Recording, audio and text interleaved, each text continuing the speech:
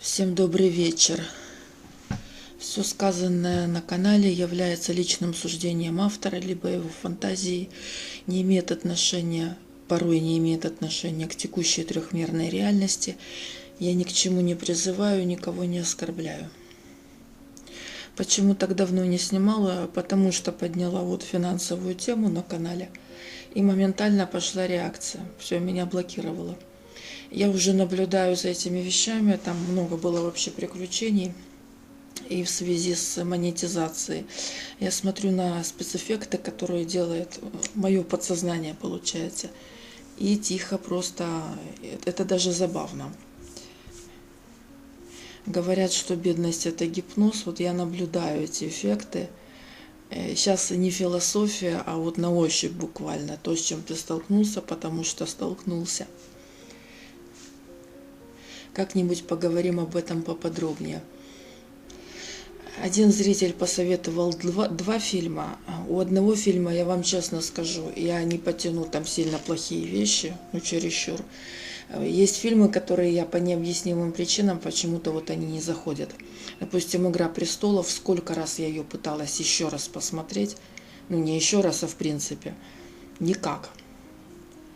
Так что фильм «Святая гора» 70-х снятая, нет, это вряд ли. Может быть, когда-нибудь. А вот «Комната», худший фильм в истории синематографа, при этом культовый и худший среди культовых. Знаете, как это сказать, я очень давно не плакала на фильмах. Я могу по пальцам пересчитать, вот какие за несколько лет до, которые у меня действительно выбили на эмоцию. «Призраки Гойя». Ой, мне было плохо месяцами. Я вспоминала, что этот фильм посмотрела. Из-за того, что ты знаешь, что это было по-настоящему в истории, и ты представляешь, все, тебе плохо. И в таком ключе. Этот фильм, я реально в конце ревела как маленькая, просто, это была боль такая, досада. Досада, почему закончилось так. На эмоциях я там на следующий день выговорила все, что подумала про эту роковую женщину. Вы знаете, как сейчас термин «роковая женщина» чуть-чуть перефразируют. Я надеюсь, у меня само не сорвется, чтобы при монтаже не копаться и не искать, где это неудобное слово. Короче, культовый фильм и худший среди культовых. Уже вот это должно было вызвать тройное любопытство. Всем, кто будет смотреть, еще не видел, настоятельно рекомендую сперва посмотреть трейлеры. Вы будете в шоке от того, насколько общее впечатление от трейлера будет другим, чем от фильма. Затем я посмотрела один комментарий к этому фильму, и там мне чего-то не хватило.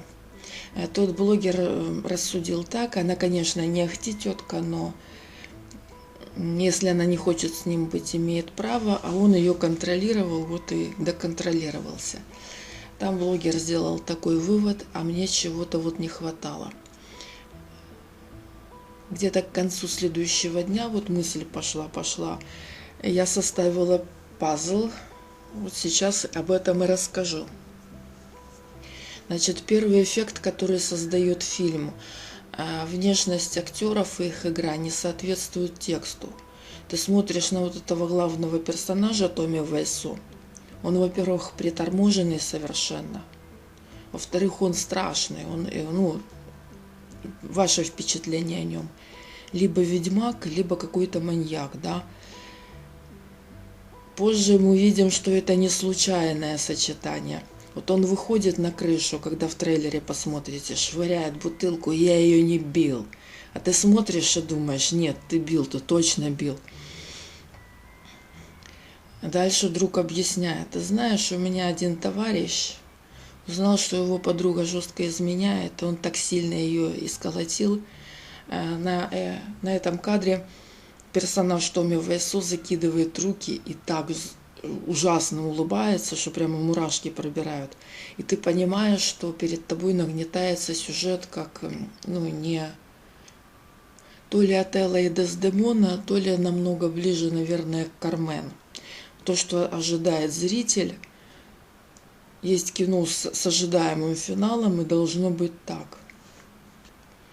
Простоватая девочка, ее специально показали такой в ней ничего нет, но в ней что-то есть притягательное при этом. Она не хочет замуж за богатого.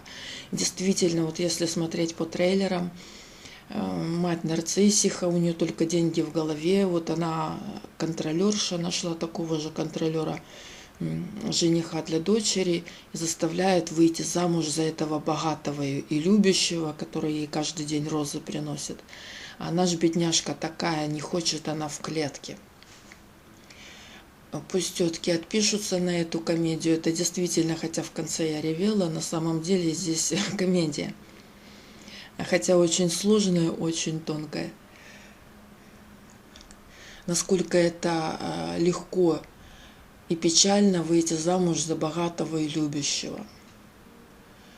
В конце всего, когда вот уже подходит этот момент, и тебе кажется логично, хотя он за весь фильм ее пальцем не тронул, вот сейчас логично, он точно это сделает, вот это самое страшное, там, и будет маскировать убийство.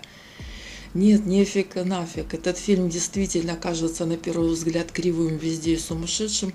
Она просто уходит. Он ревет, как раненый зверь. И даже когда он вот это вот ревет, он выглядит очень устрашающим. Вот этот эффект использовали в фильме. Он действительно дикий. Странности этого фильма, вызывающие ощущение психушки или какого-то сюра в кино, начинаются уже с того момента, когда взрослый парень, ему по сценарию 18 лет, когда видишь его внешность, опять-таки режет когнитивный диссонанс, потому что он похож, как по мне, на какую-то версию Ди Каприо. От него ожидается какая-то мощная роль, а не вот эта трусишка. И он не сумасшедший, но ведет себя как маленький. Ты так не понимаешь, чего такого. В самом начале фильма, когда пара поднимается, чтобы уединиться, он забегает к ним в спальню и начинает с ними же драться подушками. Уже на этом моменте фильм кажется сумасшедшим. На самом деле он не сумасшедший, здесь очень интересно. Все показано как есть. Здесь от сказки есть только один компонент, о котором я скажу в конце. Этот парень, играющий в маленького, он тоже влюблен в эту Лизу. Она прямо как все влюблены в Мэри. Он об этом ничуть не стесняясь сообщает своему приемному отцу. Главный герой является приемным отцом этого парня.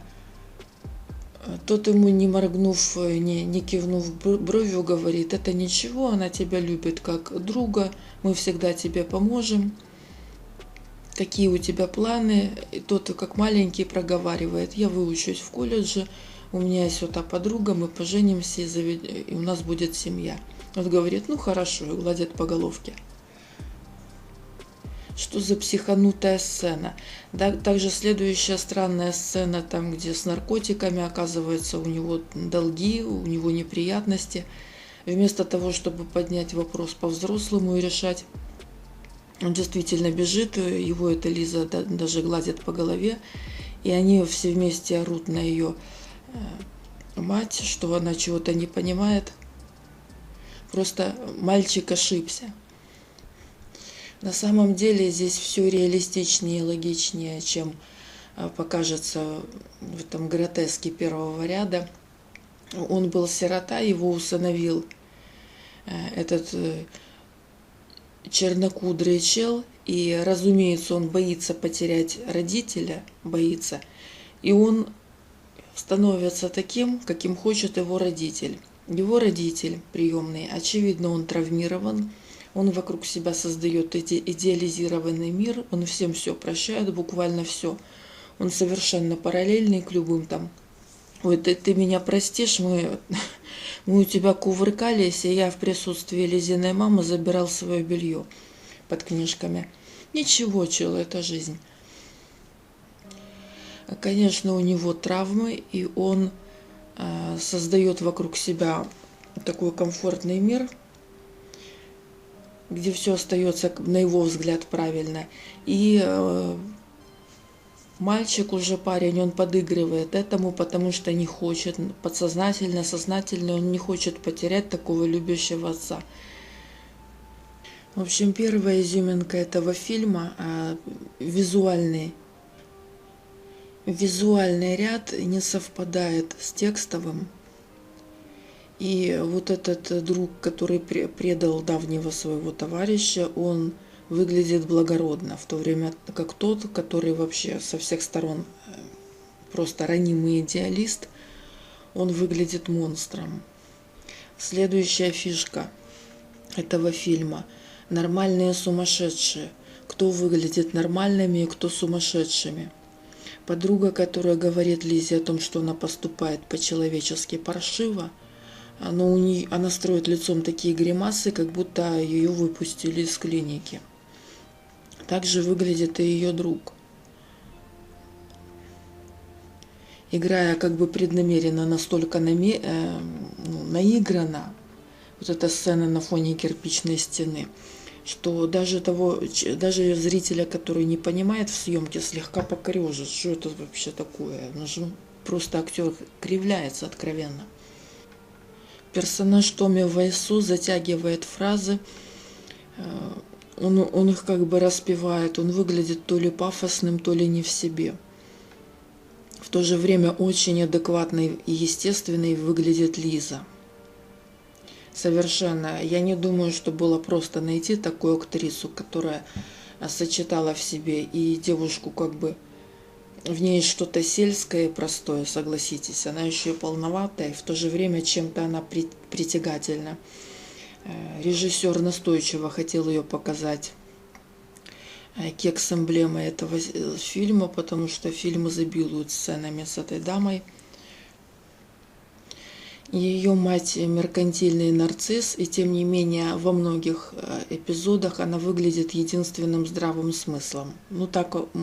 Так, быть может, отчасти и есть. Не отчасти даже. Вменяемым также более чем остальные выглядит этот психолог. И когда он падает из-за того, что его заставили поиграть в мяч, он говорит: все, хватит с меня этого. И ты ощущаешь, что он один нормальный в этой компании, все остальные на своей волне. Обдумав все после, я поняла, что преднамеренно сумасшедшими и нормальными персонажами что-то показано. Что показано? Именно так психопаты видят невротиков. Психопаты так видят нас. Все вот эти добрые поступки – это вот как пафосный идеализм непонятного содержания. Чел что-то из себя изображает, то, что он доверяет, а почему он так доверяет? Сам виноват, что раскрылся. Я не знаю, смогу ли я вспомнить фильмы, где действительно вот так откровенно показан взгляд психопатки на остальной мир. Кто здесь нормальный, а кто здесь играет вот в те самые чувства и порядочность. Лизина мама. Момент, который первым вызвал мысль о том, что это комедия. Дочь не соглашается с матерью, мать ей доказывает, та соглашается, и реплика матери: «Хорошо, что ты меня слушаешь. Меня больше никто не слушает». Ее меркантильная позиция так показана, выкручена на самом деле. С начала и до конца фильма она все время говорит про дом и про дома. Для нее это фактор стабильности. Он обещал купить себе дом. Он тебя содержит, ты же сама себя не содержишь, говорит она дочери, о которой мы не узнаем из этого фильма. И есть ли у нее образование, в принципе, какие-то планы. Она здесь только кекс-идол, можно сказать. Из реплики матери мы узнаем, что дочь саму себя не содержит. Тема с домом в сюжете матери — это совершенно не случайные вещи. Сперва она говорит: он обещал купить тебе дом. Потом она говорит, что ее брат, вопреки соглашениям устным, собирается отсудить у нее часть дома, у матери. Потом она возмущается дальше где-то в сюжете, что кто-то кому-то не хочет продать или сдавать дом. В самом конце, перед апогеем, когда ожидался бы нормальным, обычным, надрессированным зрителем, мог бы ожидаться сюжет Кармен, в конце она как раз на вот этом вечере беседует с женихом, и он с ней соглашается: да, я помогу Лизе и так далее, и он соглашается купить ей дом. Мать возрастная женщина, она, быть может, по своей эпохе выходила замуж и не по любви, о чем она признается дочери, о том, что она ее отца-то не любила. Дочери это не очень ни разу не смешно, ты никогда об этом не говорила. Это, конечно, тоже травмочка. Тем не менее, возрастная женщина, у которой нормально построена финансовая логика, она видит капиталовложение, в принципе, как быть не бездомным, она видит ответы в этом, и поэтому она дочери строит совершенно нормальную стратегию. Она ей дает вполне советы, и даже когда дочь устраивает, казалось бы, на этом вечере в честь дня рождения, даже там, где она специально устраивает назло полную катастрофу, мать, уверенная в том, что все сложится хорошо, это просто молодые, просто у них буянит, она совершенно очевидно уверена в том, что сейчас они помирятся. Она говорит: ну все, я пошла, ты тут уладь вопрос. Ее позиция на самом деле действительно в определенном смысле адекватна. Как и в той сцене с наркотиками, она единственная говорит, что люди, это же ненормально, это плохо. Это очень серьезно. Она как бы противостоит остальному инфантильному и сумасшедшему миру. В то же время она раздражает, когда она приходит к Лизе в гости и начинает хозяйничать, свои правила в чужом доме. В этом доме снимают комнаты представители той молодежи, которая успешна. Они либо скоро доучатся, либо уже доучились и начинают карьеру. И тот белобрысый парень, на которого спикировала Лиза, он получил повышение. То есть это та самая молодежь, взрослая, но еще не семейная, которая скоро вот-вот пополнит ряды того самого среднего класса. И там много друзей, там действительно большая такая дружная упаковка, но лишь некоторые из них выглядят зрителю очевидно адекватными. Все остальные действительно похожи на часть какого-то сумасшедшего мира. Что укусила Лизу, почему она, девуля, которая встречалась с одним человеком 7 лет, на минуточку 7 лет она их тоже потратила, почему она решила развернуть, почему она это делала так больно для него, какой там был путь ее мышления, это видно из фильма. Это действительно очень интересный фильм, где на первый взгляд одно, а потом под ковром ты находишь другой слой. В первом ряду птица в клетке, что-то у нее вот, она не может. Во втором смысловом ряду там совершенно кровожадная психопатка. Но об этом мы поговорим в следующем ролике, потому что очень много времени я буду дробить. Предупреждаю, что фильм 18+, предупреждаю, что в конце там был суицид, поэтому кто готов, но это действительно интересное кино. Пишите комментарии предварительно, кто уже посмотрел, ставьте лайк. И мне интересно комментарии мужчин, какое впечатление произвела на них Лиза, потому что я по своему ощущению мерить не могу. Она мне показалась чем-то симпатичной и привлекательной. Удалось ли режиссеру создать кекс символ. Прямо маниакальные до тряски рук. Или не удалось. Ваши ощущения от персонажа. Обсудим ее еще подробнее в следующем ролике. До новых встреч!